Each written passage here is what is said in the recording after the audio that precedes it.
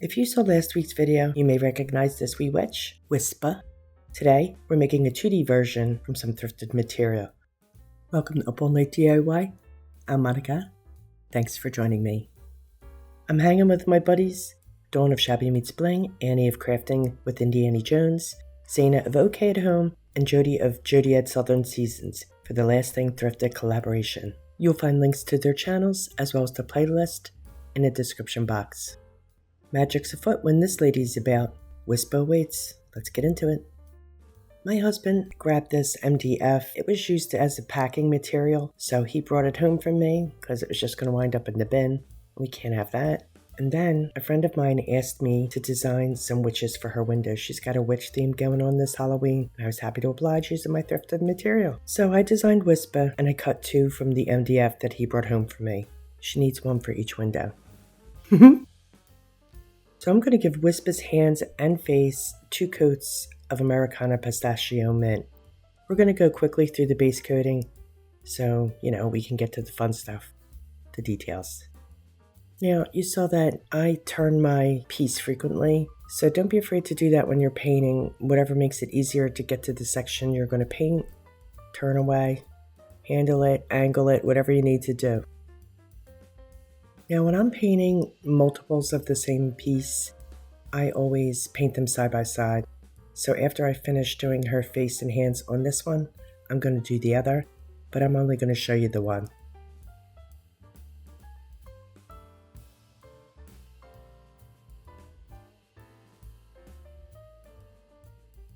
Right, so her hat's going to get 2 coats of Hippo Grey, of course, just like I did with the clay piece. And while I don't show it, of course I do the edges of the piece as well.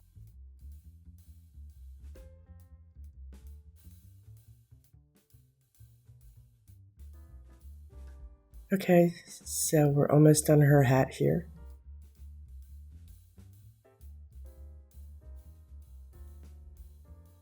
Americana Spiced Pumpkin for her dress and the inside of her hat. I've been using a lot more of the Americana colors, only because the CERAMCOAT colors are becoming harder and harder to get. I just found out that they discontinued Tropic Bay Blue. I gotta tell you, I am really bummed about that. So now I'm in search of a replacement blue. Ah well. Now hear me out. I'm going to paint the cauldron white 2 coats. What's that you say? A white cauldron? Never. No worries. There's a method to my madness. I'll be doing a reverse stencil of a moon and stars on the center of the cauldron, hence the white. So we're just going to get this on here real quick. I cut a moon from vinyl, which I applied to the cauldron. Now we're going to add some vinyl stars too. I love my stars, and I always have them on hand. I cut this moon by hand from contact paper. I just traced it onto the paper, used a pair of scissors to cut it out, and stuck it on there. So you don't necessarily need a vinyl cutter to do this. Once I get everything into place, I'm going to pounce a layer of Mod Podge over the vinyl. And this is going to keep the top coat of paint from bleeding under the vinyl. And it'll give us a nice crisp line when we remove that vinyl. Now that the Mod Podge is dry, I'm going to give the cauldron 2 coats of CERAMCOAT charcoal. And again, we're going to get that on there pretty quickly.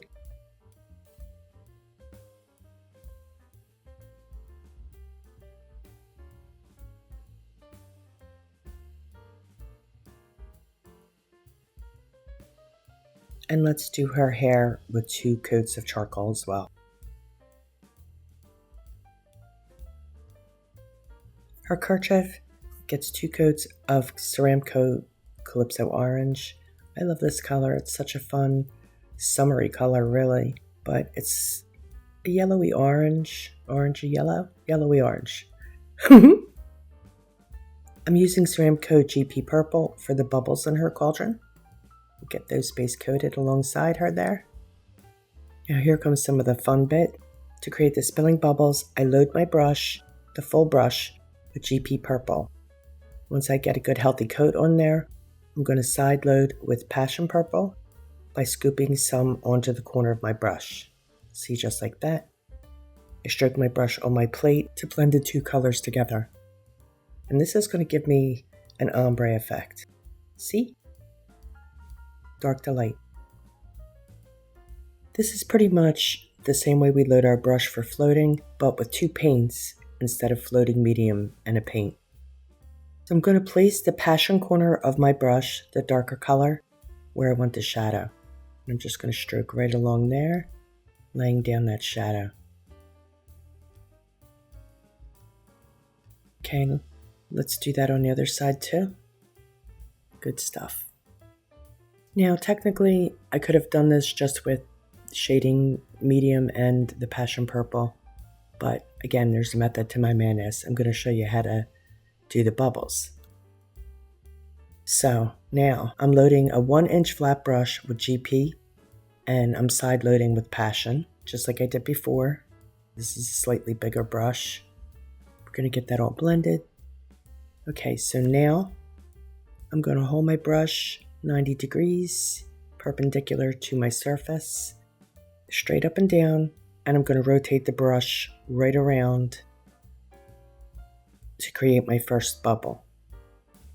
See, I'm just kind of rotating the brush around itself, and that gives me the bubble. I love painting bubbles. Okay, we're going to do another one, keeping the brush upright.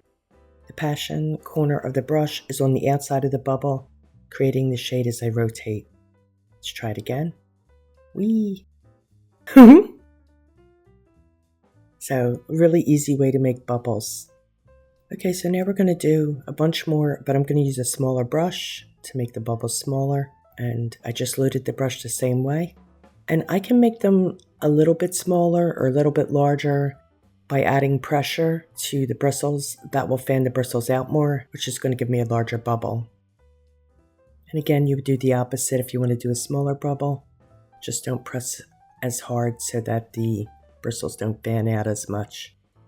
So we're going to get a bunch of these on here, and then we're going to switch up the colors. These are really fun to practice. You can also do this just with floating medium and a color, you know, if you so choose. Cute, right? Okay, so now I'm going to add more, but this time I'm using pale purple as my main color, and I've side loaded with GP purple. So the GP is the shade. Now, I learned this technique from the fabulous Donna Dewberry. You can look her up on YouTube. She has tons of videos, and she's the creator of one-stroke painting, and that's basically what this is.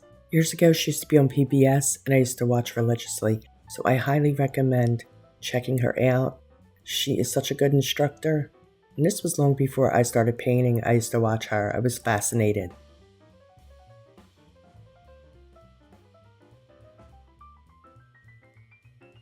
So now I'm going to come in with a dowel and dot on some pale purple bubbles, and I'm going to add some white bubbles too with a paintbrush handle.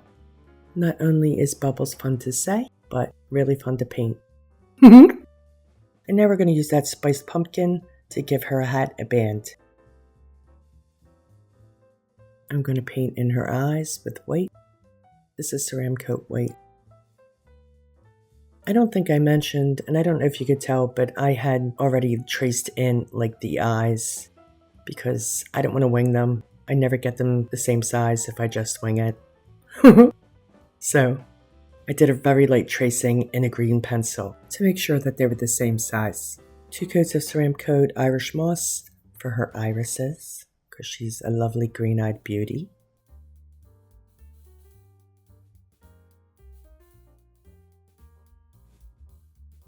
And I outline her features with Irish Moss as well, using a detail brush. So we're going to paint in her pointy nose, and she's going to get a wee smile.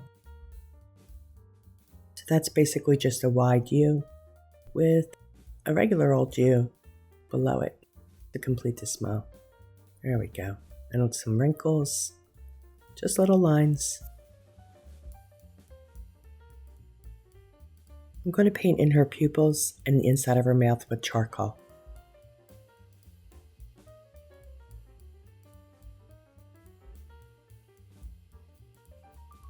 So now we're just going to fill in her mouth real quick.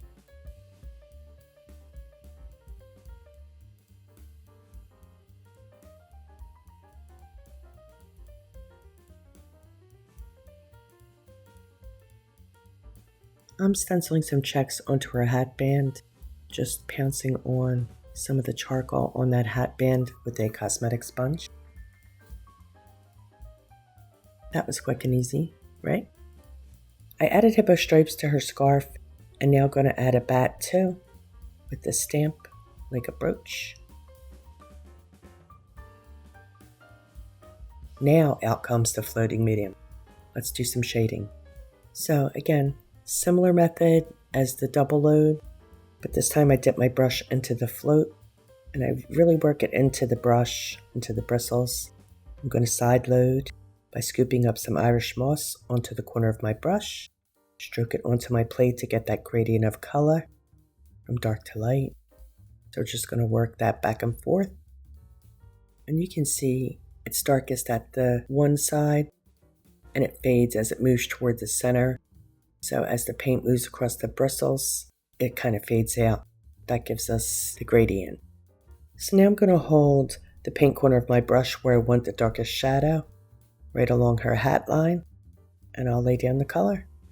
Just going to do a feathery stroke, and I'm going to reload my brush with medium end paint whenever I need to. And again, you get used to it, you know, when your brush needs to be reloaded. So, see that nice shading there? Kind of fades out, gives like an ombre effect. Okay, let's shade her features right under her eyes. Looks good. Now we'll shade around the inside of her nose.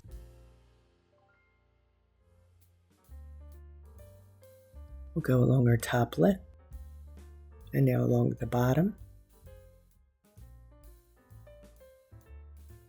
And I'm going to shade in those wee wrinkles too. Okay, around the outside of her eyes. Now you guys know I just do it wherever I think it's going to look good.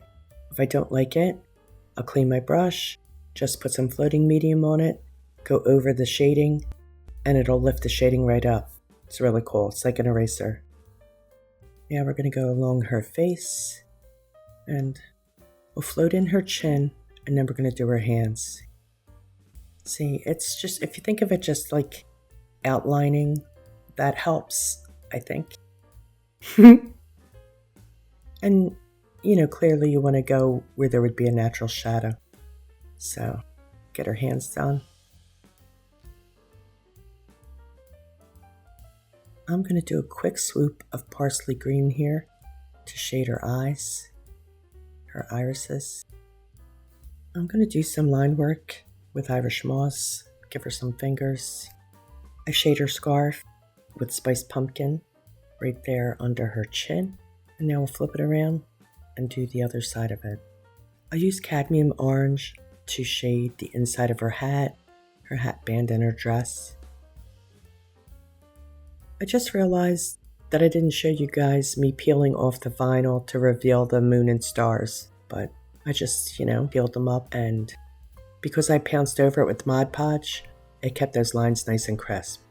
So now we're going to shade the moon and the stars with some Calypso Orange. Yeah, I'm sorry I didn't show that part, but, you just peel off the vinyl and it reveals your cool wee design. So, let's get the moon floated in, and then we'll do those other 3 stars. The stars I'm only doing the one side, the moon I did the whole thing. So I'm shading her hat with charcoal. Just again, anywhere where there would be a shadow. Feathering out that stroke. And remember, you reload your brush whenever you feel it's necessary. Sometimes you only need a little more medium, sometimes it's just a little more paint, sometimes it's a full load. I'm using black here to shade her hair and her cauldron.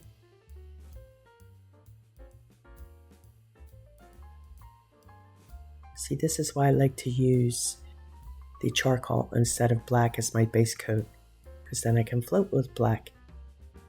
Makes sense, right? And we're going to give the stars and the moon a drop shadow with the black.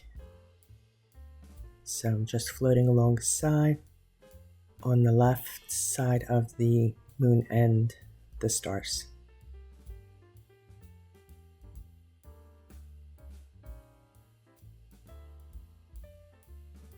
And now I'm just going to go along the sides here. Just adding a little bit. There we go. Okay. Finish this up. She needs some fringy bangs with the charcoal. And we're going to give her some charcoal eyebrows. And we're going to add some passion lines to her hair and to her fringe.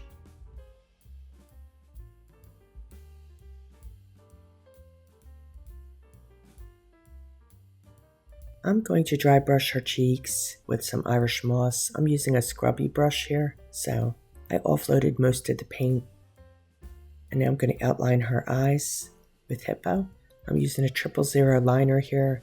So the thinnest liner I have, just going to go around the outside of her eyes.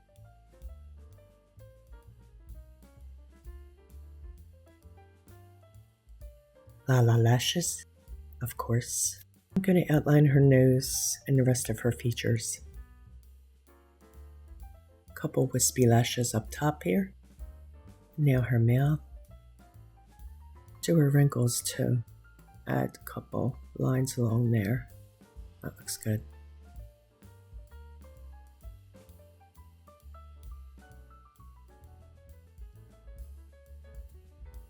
Let's do along her irises too, just to be consistent.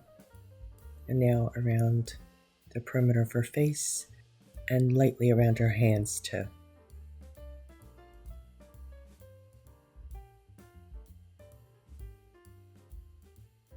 There we go. I think I like that. Yeah, I think that makes a big difference, makes the hands and her features stand out. Don't you think? Okay, we got highlights for her eyes, and let's add some to her hat band.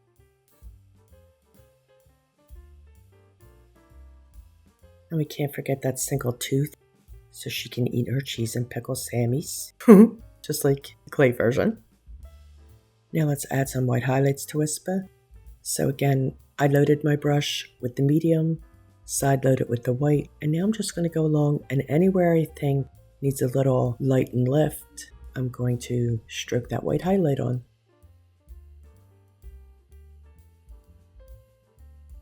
Just like with the adding shadow and shading, adding the highlights can really make a huge difference and just add so much life to your piece. So give that a try. And when you're adding the highlights, you want to think about where the light would be reflecting off of her. Just inside the shadow. And again, sometimes you just look at it and think, that would look good there. Let me give it a go. And I say, try it. You can always paint over it if you don't like it, right? Try it because it really does add so much lift to your piece.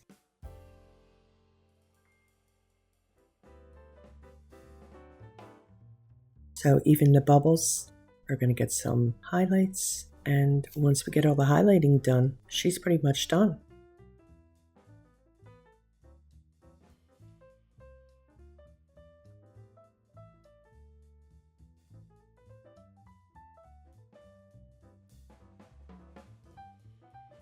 Now that she's dry, I'm going to give her 2 coats of Clear Matte Sailor. Here's a final look. I am sad that this Whispa is going to be my final Halloween project for the year. That bums me out because I'm still in Halloween mode. I mean, Halloween's still almost 2 weeks away. But I am happy that I got to make these from thrifted material for a friend of mine. And I just love her. I think she's really cute. I hope you do too. Please let me know what you think. Drop a comment. And I hope that you'll give both shading and highlighting a try. It's really a lot of fun. And try the bubbles. The bubbles are just so much fun. I was obsessed. I would have added way more, but can't get too carried away, right? Please check out Dawn, Annie, Jody, and Zana's channels. You'll find links in the description box along with a link to the playlist. Please like, share, comment, and subscribe, and all that good stuff. Stay creative, my friends. Thanks for hanging with me. See you next time. Up all night with Monica.